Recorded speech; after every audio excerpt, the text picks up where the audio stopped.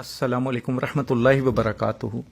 अगर आप अपने महबूब को वापस चाहते हैं या कोई नाराज़ है उसकी नाराज़गी को ख़त्म करना चाहते हैं या किसी इंसान के दिल में शदीद मोहब्बत पैदा करना चाहते हैं तो ये वजीफ़ा 5 मिनट का कर लें। इंशाअल्लाह फ़ौरन सुलह हो जाएगी, फ़ौरन उसके दिल में मोहब्बत पैदा हो जाएगी।